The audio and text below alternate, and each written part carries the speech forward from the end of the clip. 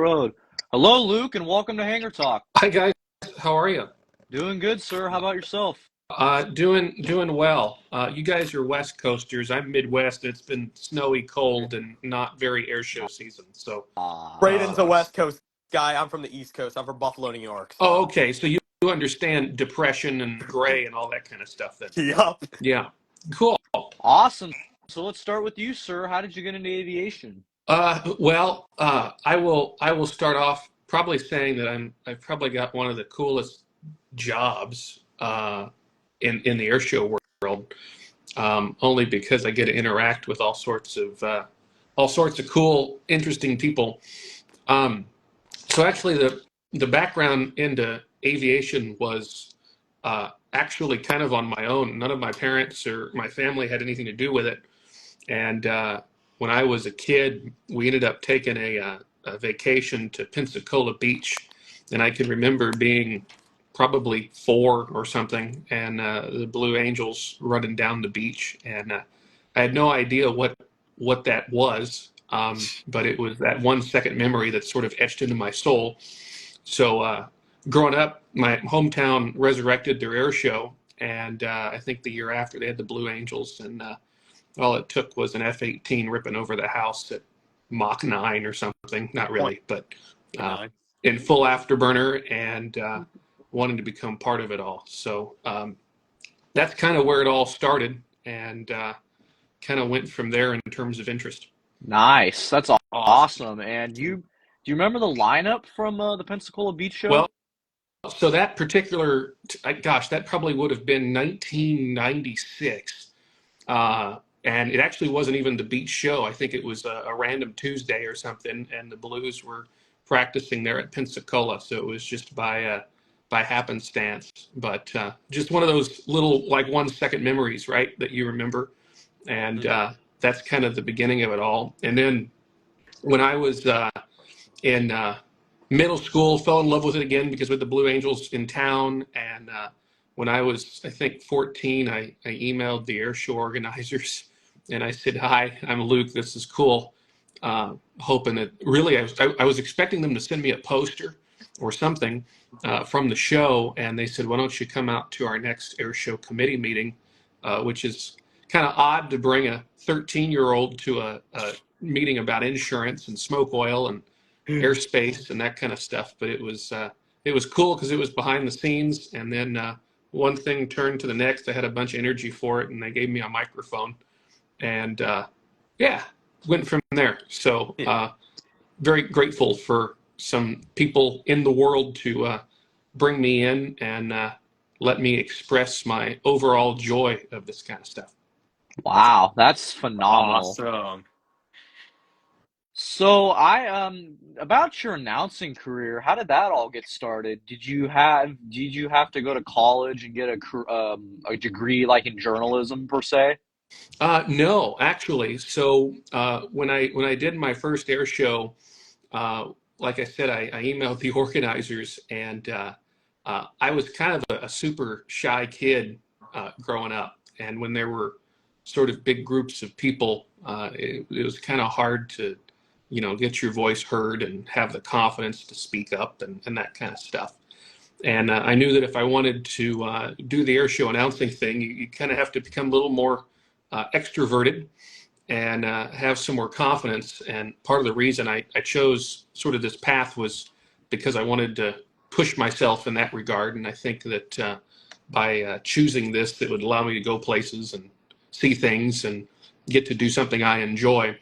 Um, but no real training actually. So the first air show I did back in 2008, I was 14. They had me with another announcer who wasn't an air show announcer. He was just a festival. Actually, it was a boat race announcer. And I guess he drew the short stick, had to do the air show stuff. So he didn't know anything about anything aviation related. He could read, right? I mean, he could present, but he couldn't tell the difference between a barrel roll and a cinnamon roll. I mean, it was all not familiar to him. So no kidding. They're like, "Here, Or the Luke, help," and they or a let me Cuban announce. eight and the number eight. That's right. Yeah. Uh, Cuban 8 and the number 8. so I had some working understanding of it just by being a remarkably proud av geek by trade, and now perfected that a bit, and went from doing one show back then, went to college and did the aviation degree thing. Did aviation management at Indiana State University, which was enjoyable, but turns out I don't use a whole ton of it now. Now with air shows being my full time gig, I do about 20 or so a year. Wow, that's phenomenal, Awesome. sir. And I did see you for the first time in 2022 at the Pacific Air Show. Oh, cool. Yeah. Yeah. I For live. me, go ahead. Actually, no. You. Sorry, I didn't mean to All right. do that. So for me, it was the 2023 Columbus Air Show, actually. That was my first time actually hearing you on the mic. And I just recently heard you at Rochester when you were announcing Rochester. So thank Yeah. you again for everything. That was awesome. Yeah. You did Rochester great. was pretty neat with the Italians being there. Yeah, with the Frecce Uh, Tricolori. They were awesome. yes. Oh, yeah. Did you enjoy that show? Yeah. It was a fun show. The people there are really nice. Yeah. Every air show is different, right? Yes. And Rochester's show is a bit I don't want to say it's unique because we had the same situation in Columbus, but it's at an airport where we've got scheduled air carriers. Yes. So in Columbus's instance, there's only a couple, and we work them in, and we'll do some commercials and keep the show going. But yeah, in Rochester's case, I forget how many we had, but it felt like we flew for 10 minutes, then broke for 20 minutes to land some airliners, then come back. So it makes kind of for a long I, day. But I remember. Sorry. Yeah. Like I remember seeing like after I think it was the Altus demo team, I remember seeing like Tennessee One land. Like that was awesome. That was probably like the best time like I've ever seen like a commercial at an air show. Like I feel like the same way because like I've been to like a whole bunch of like air shows at like commercial airports like Niagara, Rochester, Columbus, Dayton, and mm, I've always like wondered like thank you for bringing that up. Like I always wondered how is it like with like commercial aircraft like coming in like at the middle of the show. Like I never yeah, understand like how could that even be possible? Because you have the whole TFR up and we things. do, but it's a kind of a handshake agreement that we work with the airports, right? So basically, we want to be good neighbors, right? Because we're using the space and kind of tearing the airports up for a weekend. And obviously, impacting airlines is something we don't want to do. So a lot of cases, like in the case for Dayton, their air show, they will put the schedule together so that the airplanes that need the big TFR, the flight restriction, say the F-16 or the F-22 or the Blues or the Thunderbirds, they will carve out time in the air show schedule, and in the airline schedule in particular, in order to allow those to happen. And they might move the airline flights to the left or right by 15 minutes, right, to make the hour or whatever that they need. And it's all coordinated, no kidding, like 6 months in advance. And so for most people who buy the tickets, they have no idea. And then when all the other performers, the lower performing airplanes like the extras and the edges and the warbirds and such that don't have to take up all of that airspace, at Dayton, for instance, the other runway is open and we still recover airplanes back there. So it's a Yeah. pretty interesting three-dimensional deal.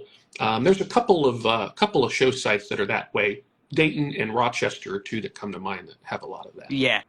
Like in 23, I specifically remember during like I think it was during the West Coast Rhino demos performance, they actually had a I don't know what the Canadians call it, but they had a P3, a Canadian P3 land on the opposite runway, like in the middle of the show. Like I just thought, like, what? Why would it even come like in the middle of the show?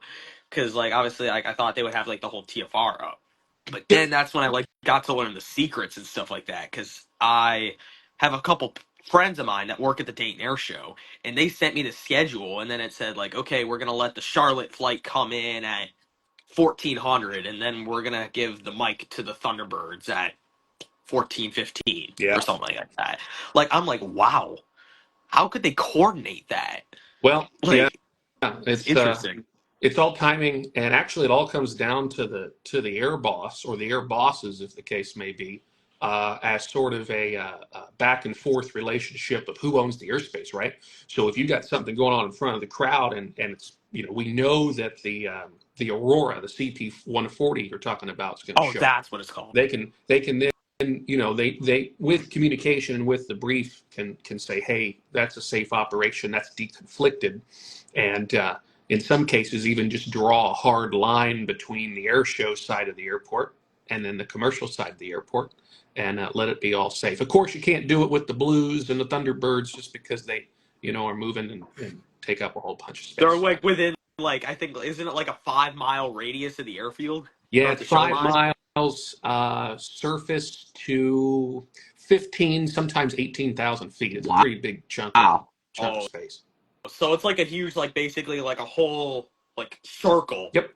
like over the airfield. Like, okay, you can't go past the circle, obviously, because of like the show and stuff like that. Yeah. So if you're ever at an air show where you might see a performer launch ahead for an air start, perhaps like launch, we'll do another type of performance, and then they'll come in. We'll put them in a hold somewhere Yeah. inside that TFR, because that's the space that the air bosses control, in order for them to do it. If they go outside the TFR, then they're not as, we don't consider them protected, right? Because it's restricted airspace. So they're kind of on their own.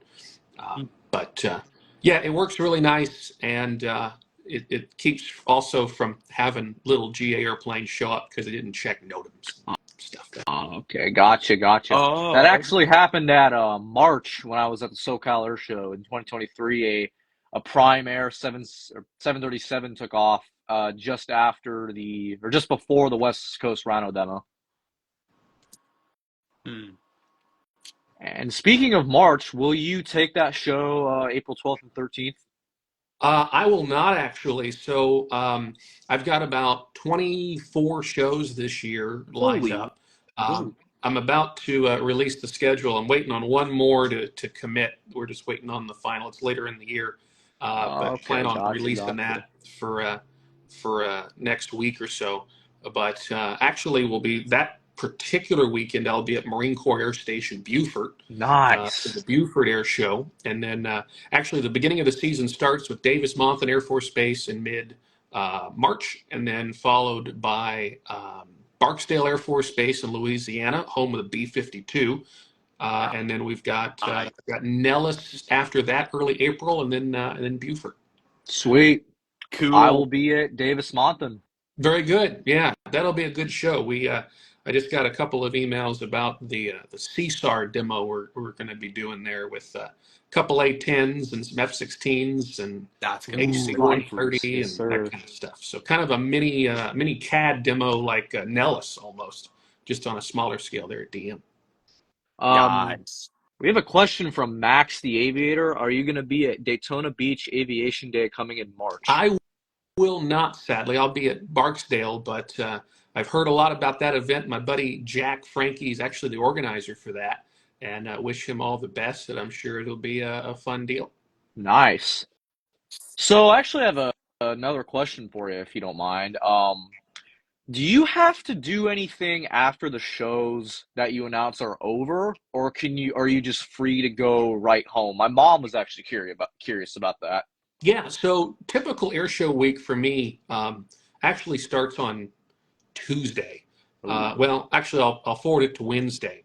And typically, Wednesday's my travel day. So we'll jet out somewhere, usually get on site.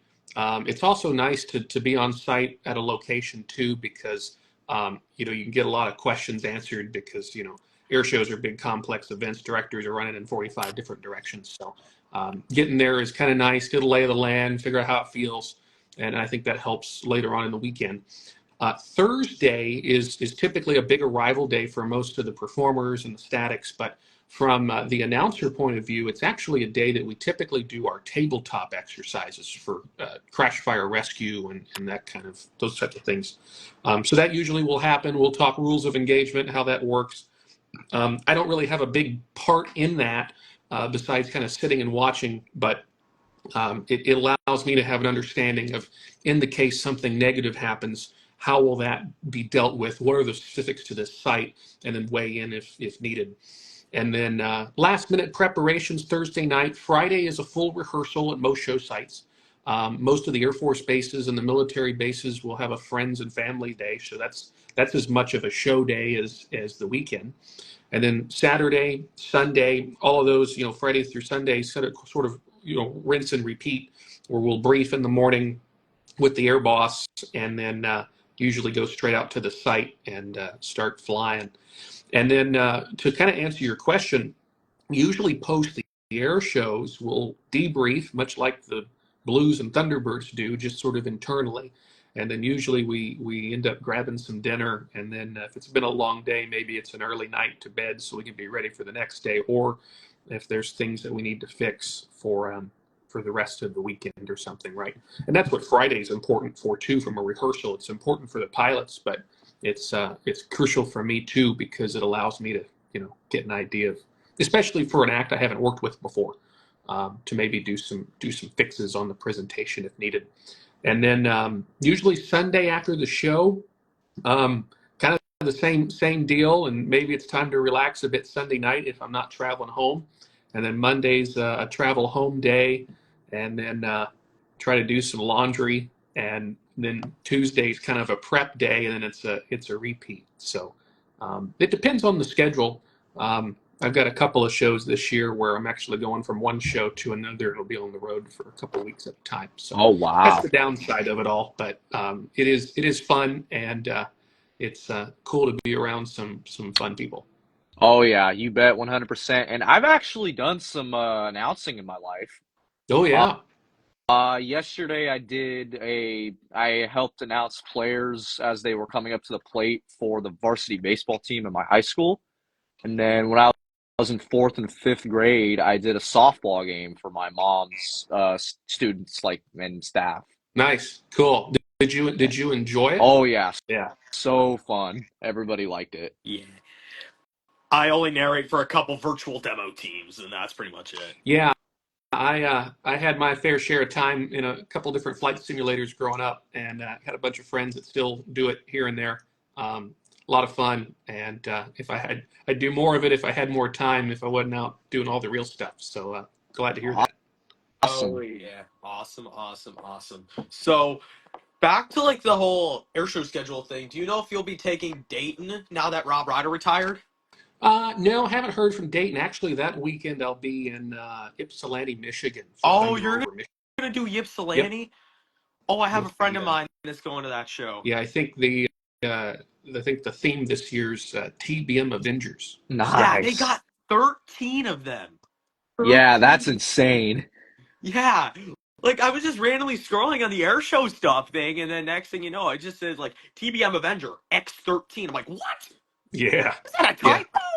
They always end up doing a theme as part of their show. A couple of years ago, it was Corsairs. They've done B-17s. Um, I did the show in 2022. They did a Royal Air Force theme, and we had a Spitfire and a Hurricane and a couple of other Oh RAF yeah. airplanes. But yeah, they always try to do one of those big gatherings of a particular type of airplane or a theme that they do every year, and I think that's pretty unique for Ypsilanti. That's Nice. super cool. Super, super cool. Do you know who's gonna take Dayton by any chance? I don't know. I haven't heard. I know Danny Clisham's been doing that show Yeah. for I I heard decades. Danny's coming back. That's all I heard. Yeah, yeah. Danny is great. Danny and I have done a couple of shows together actually, and it's always a lot of Yeah. fun. We can bounce back and forth and Yeah. that kind of stuff. So Danny's a good Nice. guy. I met him in 2022. He's awesome. Yeah, and then do you remember how was Stewart last year with the final A10 demo team? How the emotions must have felt. oh my gosh! So the Stewart Air Show, for those who are watching or will watch later on, is actually one of my favorite air shows of the year. Um, it's kind of a bittersweet show because it's always the end of the season, and it has become sort of the official, unofficial ACC homecoming show almost. So last year we had the F-22. It was Raz's last demo there officially. We had Mad was there in the A10, and we had East Coast Rhino. We had the Viper demo there as well, and we had a couple last shows for some of the maintenance team there with Viper demo. And it's it's a fun time, but it's also the last hurrah for those people who, have served in the military, either are going to continue to serve in the Air Force, the Navy, or whatever the case may be, or they might be retiring after. But for a lot of those folks, whether you're a demo pilot or, maintainer on the team, um, you know, being on the road for a couple of years doing the demo gig is a pretty big deal. I mean, it's a highlight for a lot of people's careers, and you make a lot of friendships and such. So at Stewart, we take a lot of pride in celebrating that. And Colin, as you mentioned, it was the final demo for the A10, which was sad to see. But Sunday, we got a chance to fly Mad. We flew her twice, actually, in the show, and had Oh, her that's in to let them do the ground show and all of that kind of stuff. So we yeah. tried to give it a nice send off with a wall of fire and all Yeah, that with kind of stuff. Wow. the wall, and It was then you cool. guys had the fireworks going up at the end too. Like that was awesome. Yeah, that sure was. And I watched Kyle Newsom's documentary on it. Phenomenal, like, documentary. Yeah, yeah. Kyle does some really, really nice work. I'm always excited to see Kyle when he shows up to air shows because I know we'll get a bunch of cool footage that's probably better than my iPhone. Oh, yeah. Oh yeah, I loved your little highlight montage from Huntington Beach in 2022. That yeah. was pretty cool. Yeah, Huntington Beach is a fun show, big show, a lot of people on the beach. I think that was the year Hulu covered it as well. So there were cameras everywhere, and it is quite the production there. Yeah, you I was trying bet. to go to that show. Like I was been trying to go to that show for like the past like 5 or 6 years, and like obviously because I'm an East Coast guy, it's very hard to get down to the West Coast. So yeah, that's bucket list show for sure. Hopefully, we'll be able to make it happen within the next couple of Oh, years. yeah. Fantastic. And pray the weather's better this year. Oh yeah, Luke, do you remember that Fog Fest from this year? So I wasn't there this year, but Oh, you were yes, there heard this all about year? it as it happened. And I know some of the pilots that flew in that particular show. They were quite sad because they're like, we're here and we're over show center, but we can't see anything. Yeah, Yeah, I know. So I yeah, heard it that was. was the problem with the Buffalo Air Show when we had the air show up in Buffalo in 2021. It was on Saturday. We had like low ceilings and stuff, and the CF-18 actually took off and was flying over the airfield. We heard it, but we couldn't see it because they were up at like their entry altitude, and the ceilings were just so low. So they Yeah, just scrubbed the Hornet demo entirely for Saturday. Then they scrubbed the P-51s. What were they called? Mad Max and Quicksilver. They canceled, and Baxter in Blue Angel 5 at the time. He took off. He did a little couple flybys. He came by with the smoke on, and then they just canceled. yeah. Well, at least they gave it a good, honest effort. And I would guess, given that they flew a little bit, that it was right there on the cusp of what is needed. Because typically we need surface to 1,500 feet is the minimum that we can fly, and sometimes we can take it to 1,000 if we get the FAA approval. But I know the Blues and the jet teams and such have a kind of a hard deck of what they need to fly, and if we don't have it, it just doesn't work. Those make for tough days as an announcer, right? Because there's just clouds going Yeah. by. Yeah, yeah. Yeah, there was a show we did a couple years back where it was low IFR, like 600-foot overcast, but we had visibility for maybe 10 miles. I mean, it was a clear day laterally, but vertically it was right down on the deck, and we couldn't fly anyone. So what we ended up doing at that show was we just decided, for the sake of production, with the hopes that it would burn off, was we ran the air show schedule, but instead of taking airplanes off, we had them taxi up and down the line. And then I'd go out and we'd do some interviews, and we had fun with it. We did the national anthem, and then the jumpers jumped out of the C-47 from an altitude of 2 feet, right? And What? yeah, just for fun. And we had Kent Peach there, and he came by and blew the aileron off on the ground, and we just kind of made a fun. We filled like 2.5 hours just out there, Playing sharing the around. airplanes with everybody, even though we Yeah. weren't flying. So that made for Oh, an interesting day. Yep. that And sounds fun. I just enjoyed other aspects of Huntington Beach. I met Jeff Bourbon, the Maverick and Iceman. Saw some spotters that Know me, they were all running towards me. Oh my gosh, Brandon, what's up, dude? What's up, dude? Can we come on the podcast? I'm like, all right, I'll think of something. Cool. Hold on. Yeah. Who is your favorite performer? Why is it Next Gen Eagles? Smiley face. The Next Gen Eagles are certainly on my favorite performer list, as are many. I'm not going to tell you all of them because I'll get in Oh trouble. But yeah, yeah, Yeah. we want to avoid that. hi to Jeremy and shout out to Leland and Tom and the guys. They do Nice. some pretty awesome work. There's so many performers out there, and they all do just such an incredible job. And um, I'm just sort of fortunate to be part and get to hang out with those guys and help support their mission. It's cool stuff. Yeah. Oh, oh I yeah, you could, bet. yeah, I could not wait to see the Next Gen Eagles at Batavia. To be honest with you, they just announced their schedule, and then when I found out Batavia was on their schedule, like, yeah, like, I can't wait to see them. I've been trying to see them ever since they like came back because like I've heard of like the Eagles aerobatic team, the original Eagles aerobatic team, the three ship, and I'm like, oh, I wish they were still going around. But then I found out about the Next Gen, and then I was like, wow, they need to come to a show near me. Yeah. And Hmm. then actually, I have a question. What's the best air show that you've had announced or want to announce in the future? That is a tough one. Um, they're all just so different, right? And they all have different flavors to them. And there are weekends where the weather will just come in and wreak havoc, and it's not that great of a time in terms of what you want to present. But at the same time, it just, it's cool to be able to go to different places. I'm not sure if I've got a favorite just because it's kind of like saying what's your favorite restaurant. I've got like 15. So Yep. there's quite a few, and I love them all just because they're different. There was a question that was actually asked here in the chat about my favorite demo to announce, and I also don't want to answer that because I'll offend somebody if I didn't choose them. But Yeah. there was also an ask about the Hillsboro, Oregon show. I'll be there actually in May. And what's cool about that show this year is their headlines. They've got the F-35A demo, and they've also got the Patriots jet team.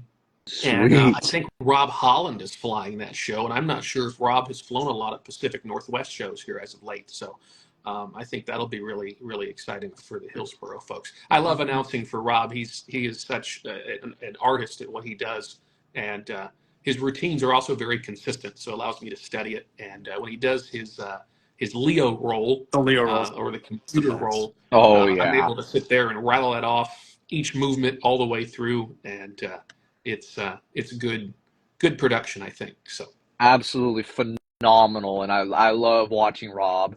Can't wait to see him. Huntington Beach. Oh, yep, Huntington Beach as well. Yep. yeah, Geneseo and Batavia for me. Sweet.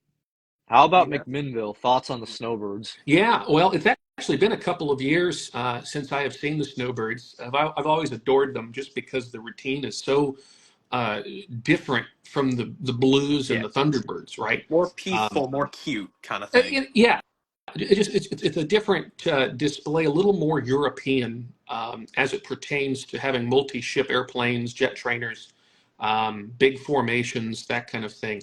I have not seen them actually in a couple of years. Well, I guess I saw them at Oshkosh last year. There's so many airplanes at Oshkosh, so I forget what I see. But Yeah, um, they uh, they do such a really nice job. It's not loud, but it's nice production, and it's interesting to see what they do with airplanes that were built back in the 50s, believe yeah. it or not. Oh yeah.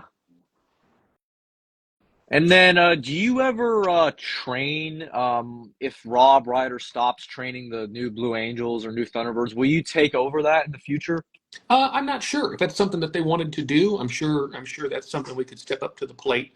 I've had the opportunity to work a bit with the single ship demo narrators, both with the Navy and Air Combat Command with ACC, a little bit on the road, and try to help them out because, as you all know, and Colin, you probably know too from the virtual world, is that in many cases narration and presentation is 2/3 of it maybe, but Yeah. that last third is music, right? And getting the timing down. And if you guys had the chance to see the Raptor demo here in the past year or two with John Lugo and all of those folks, I mean, they got the music and the The narration music's timed like with flares, on and it spot. was, Yeah. yeah. And that's something I think to aspire to in all different facets of our business. I've got in storage here a couple of old Airshow programs from like 1953. And what's fascinating is when you look at them, it has like the schedule of events. It's got the flag jump at noon, and then the Blue Angels flying at 3 o'clock. I think, flying Panthers or something back when. And you look at that and you think about how similar that format is to today, some 72 years later.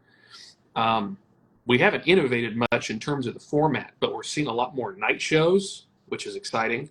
Some more evening shows, and I look at it from an announcer point of view. It's not necessarily about talking or presenting, but more about music, especially at night, and setting the atmosphere and Oh the yeah. ambiance. So I think we've got some ways to go with that, and I'm excited to continue innovating there as we go. Yeah. Nice. Fantastic. And were you actually, yeah, I DM'd you about this. The California Capital Air Show, you were with Nate. How was that show?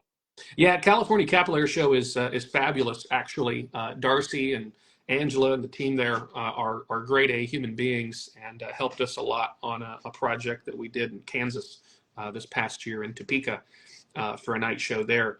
Um, they have it down to a great science, and what was really cool about that show, which was produced by Dennis Dunbar, was the night element with not only Nate Hammond flying at night with pyro, but fireworks, drones, and then on top of that, ground-based pyro with the Tora Bomb Squad. So you've got four different elements there, all working in sync. And I was there helping just with the coordination elements to get Nate Hammond where he needs to be at the right time with the music and all of that. So it requires a little bit of math, especially when the TOT slides left or right. It's almost like trying to time a flyover.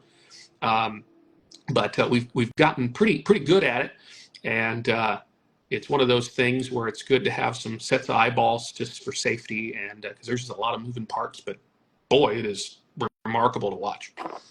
Oh yeah, you bet, 100%. And you actually do you have family members that serve in the military?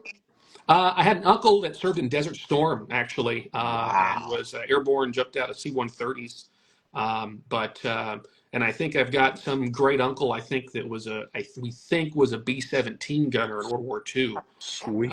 But we can't find a whole lot of info on it, sadly. I'm pretty much the only aviation guy in the family. Oh Same here man. for me. Like I've always been in aviation since I was 2 years old. I remember my mother taking me up to my local airport, Buffalo Niagara International, to go up there and watch planes. And I remember seeing a Mercy Flight helicopter take off, and like that's when the aviation bug bit me. And 3 years later, I went to my first air show actually at Rochester. It was 2015. It was Blue Angels and CF-18 demo. I vividly remember seeing Fat Albert coming in for the parade pass, and I thought that was the coolest thing in the entire world. And then fast forward, here I am today. I'm traveling to like what, 8 or 9 air shows a year, and Cool. yeah, Yeah, and that's for me too. It's really been a great thing that I'm doing, and uh yeah, I got some good bucket list shows too. And back to your that great uncle, thank him for his service too, and same to your great great uncle too. So yeah. And what's the best part about just announcing in general, in your opinion? I love the execution, right? Um, I enjoy sharing it with everybody, and I hope to find right like 12-year-old Luke in the crowd and make their day, right? And try to make that spark that exists. Colin was talking about just watching a helicopter take off, and how do you provide an opportunity to inspire somebody do it in a way that's dignified and presents well. On the contrary of that, it takes a lot of pre-show prep to make it all work, right? In terms of music and all that kind of stuff. Where elements of it's scripted, some of it's not, just because it's such a real deal. But the prep work is almost like writing a collegiate essay every week, if not, or a doctoral thesis. But the execution's a lot of fun, and when you're able to go and implement all the hard work you did earlier on in the week, it's a nice feeling. So Yeah, you bet, Yeah. 100%. And then question from God Bless Sheem, I think that's how you say it. What was it like to oversee the final A10 demo at Stewart this past year? it was awesome. It was one of those things where we kind of sat there at the last demo, and it was right at sunset, right? So what a fitting time of the day, and we were all just sad for the most part. Same here. But 30 I think plus years of the A10 demo, I 30, think I it had think it's flown. 32 exactly, I if I'm think correct. I think 32. so. And I think they had like 2,400 demonstrations in 15 different countries, and it all came down to that last one there at Stewart. So it was a big homecoming. We actually had there at Stewart uh, quite a number of the former A10 demo pilots, What? kidding, No including kidding. Gator Fulham and Habu Thorpe and all these guys that I remember watching growing up. Was Shiv there? I think so. Oh. And yeah, we had quite a few of alumni from both the East and West A10 demo back when. So that was pretty Wow, cool. that's phenomenal. And then evening, Luke, were you able to witness the last Harrier demo? I did not actually. I think that took place at Cherry Point here this past year, and sadly only got a It chance was. to watch that one on YouTube. Yeah. Oh, yeah, that was fun. And then, what is the best aviation advice you've ever received? Oh, I've gotten a lot of advice from a lot of different people, and I think the key element of it is, for anything that you do, is to always keep learning. Right? There's really no end finish line, and I think that the whether you're going to fly an airplane, or you're going to be an air traffic controller, or an air show air boss, or in my case, be an air show announcer. Um, there's ways to continue to improve and to debrief and to figure out how to become better at your craft, and look at it from different angles, right? I always like talking with you guys and a lot of those others out there who are into this type of stuff, and say, hey, what do you guys like and dislike, right? So we can continue to innovate and keep air shows entertaining, one, and viable for quite some time, which I think they will. Awesome. Yeah. And then we have a question from Max the Aviator. Luke, what was your opinions back in the days with the Strike Eagle demo? Do you think they will? Do you think it will be brought back? I remember the Strike Eagle demo, and I remember it most because it was just stupidly loud, Oh yeah. and very much in your face. I love the F-15. What a quintessential looking airplane, right, as it pertains to fighter aviation. I don't know if there are plans to bring it back or not. I would love to jump on the bandwagon to support that effort, whether it be the Strike Eagle or the F-15EX or something. So Yeah. maybe Oh one day. yeah. Maybe They're one still day. rolling it in. Yes, sir. And So, then go ahead, Colin. okay. So, like, back to your thing earlier with music. When you were, like, at the shows like Rochester and Columbus, did you choose that music playlist, or was it coming from all different types of performers? The answer to that is yes to both of those. So generally, I get to be aviation DJ for the weekend, right? So um, obviously, there are some performers that have their own music, but for the case of, say, the C-17 KC-135 demo from Altus, they don't have any music. So I've got a C-17 playlist that I've got put together. Oh, yeah. That we change up and have fun with, and then you've got performances, such as The um, F-16 or the Frecce Tricolori. absolutely right, that have all their own soundtracks, and Rob Holland, for example, obviously has music that he flies to. But for those that don't, and for everything in between, that's all up to me. So. Oh, okay. Cool. Awesome. And then Hobby Buddy 99, are you coming back to Greenwood Lake this year? Will be, yeah. Father's Day weekend Sweet. come June with a bigger night show, I'm told. So I'm Nice. excited for that one. That's amazing. And then what advice could you give to aspiring air show announcers, pilots, and other things that, like myself, that you could pass on? Well, I'll tell you, passion has a lot to do with it, and let that help drive your direction.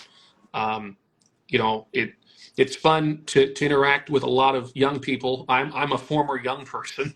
I'm getting older, but I've always enjoyed hanging out with like-minded people, and it's fun to rely on others as well.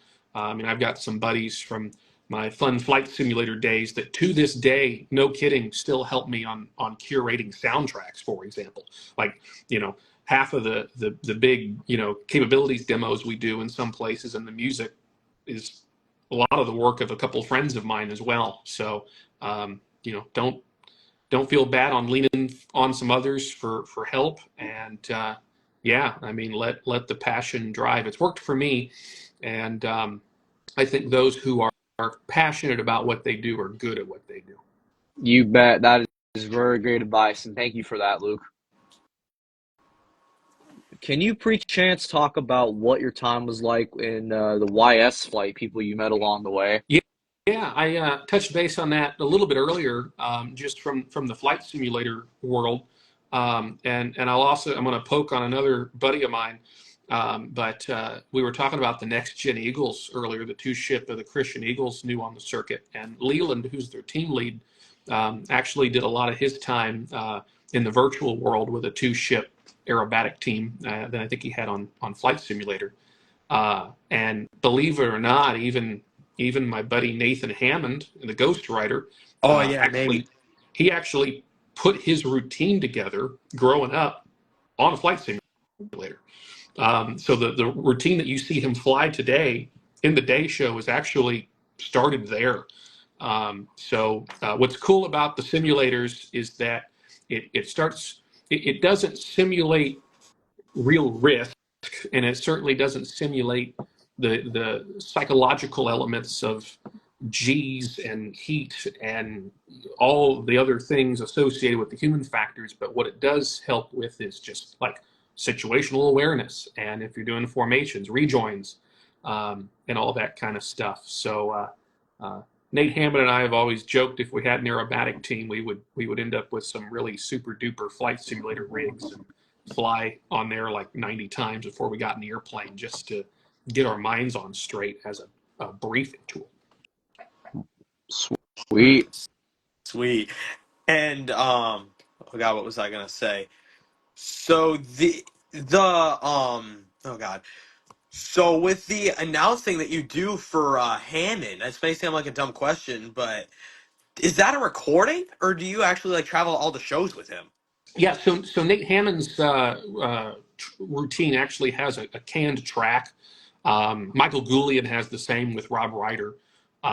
So he's got a canned track. But if I'm with Nate at a show, I'll do it live there just because I'm there and it's easy enough to do. But I've got a couple of acts that have me kind of pre-recorded for a lot of the smaller shows, right? That might not have a legitimate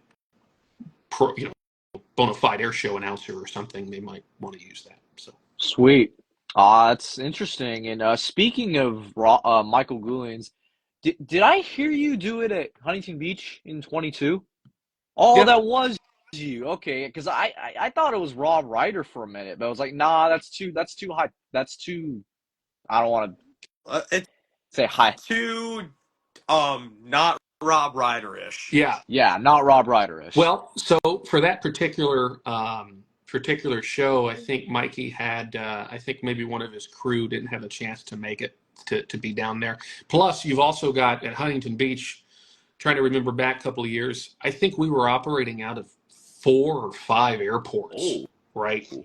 between John Wayne and Los Alamitos and LAX, and I mean there were a couple of different airfields. So a lot of the smaller airplanes were at John Wayne, I think.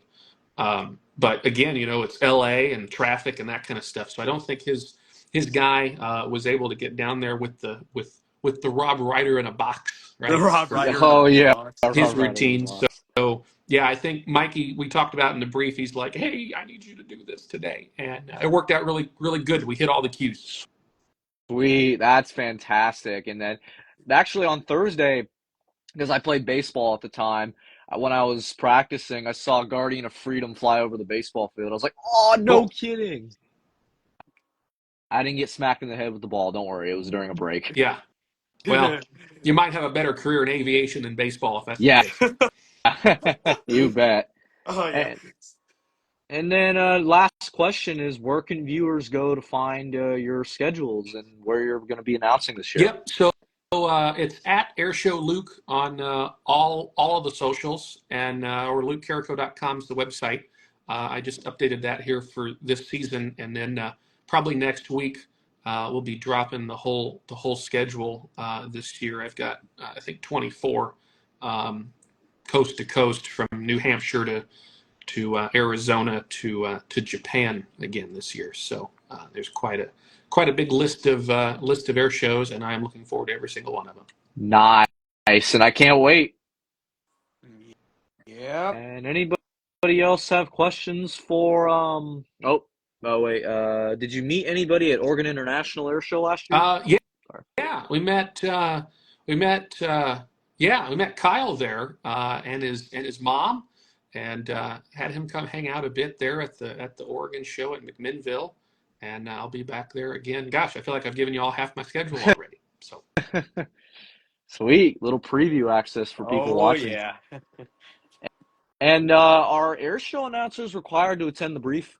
well, um, I would say yes. I don't know if it's an actual like FA requirement, but yeah, we go to the brief, and the big things for me really comes down to the schedule. So during the brief, the air boss will go through line by line what we'll do for that day and where airplanes are going to move. So I'm able to, like the Blue Angels are able to chair fly, right? I get to sit there with the schedule and kind of mentally go through it in my mind to kind of pregame it and get sort of an understanding, theoretical, of course, because it can all change, in lifetime, but of how things are going to work. And, if we've got, say, a C-17 demo that needs to turn around on the runway and taxi back, I know that I'll have a couple extra minutes after their routine. That might be a good spot for me to put a star for, maybe thanking sponsors or talking about a static display or something so we can keep the show going. Nice. And then have you ever thought about coming to New York, the New York Air Show? I would love to come to the New York Air Show. It just comes down to who invites me to be there. So I'll be I've heard great honest with things you. about that one.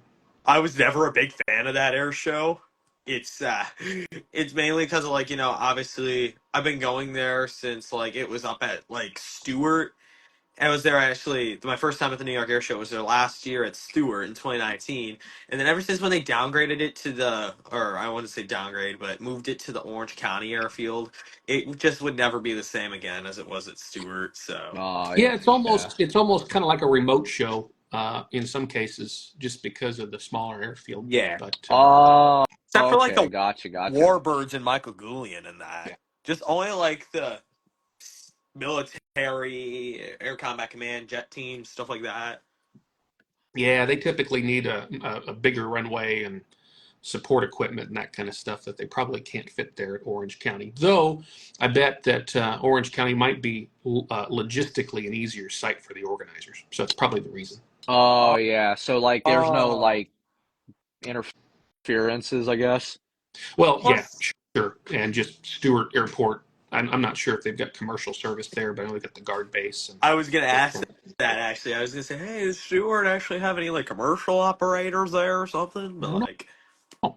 hmm, you probably ask 9-year-old me, but 14-year-old Colin doesn't know. Uh, how was it like bringing Kyle up on the announcer stage, giving some inspiration to the young? It was great. It was great having Kyle come by. He got the chance to hang out a bit. Monday show I think was there at the Oregon International Show at McMinnville. So Oh, yeah, okay. happy to do so. So wait, I saw that on the site. Did it start Saturday and it go till Monday? Yeah, last year they did a Monday show because it was Labor Day. So I think Cleveland Oh, does that as Yeah, well, Cleveland does just because that. most people are off. It's an extended weekend, right? Toronto does oh yeah, that. So you're right. Toronto as well. Yep. Yeah, I've been to both shows, Cleveland and Toronto, so I can speak for both of them. Oh yeah, and those are on my bucket list too. So awesome. Yep. So if anybody doesn't have questions for Luke, we're gonna go ahead and wrap it up. Thank you so much, sir, for coming Oh on the yeah. show Yeah, today. Thank you you're again. very welcome. And thanks to you, Brain and Colin, for the invite. This has been fun. Oh Oh yeah, yeah. our pleasure. Can't wait to see you at Davis Monthan in a few Yeah, weeks. Can't we'll wait. we'll see you at DM. According to my countdown clock, that's in 28 days. Yeah. Yes, sir. And I'm sure And I'll see you somewhere. Yeah, Somewhere. absolutely. We'll put the schedule out here probably next week. I'm really just waiting on myself to put the video together. uh, So oh, Uh, got it. Okay, coming in awesome. hot in a couple days. Yes, sir. yep. Can't wait. All Can't right, wait. Luke. See ya. Cool. Thanks, gents. Oh, All See ya. right. See ya. our pleasure. See Take ya. care, Luke. See ya. Bye. See ya. Bye bye. Bye bye.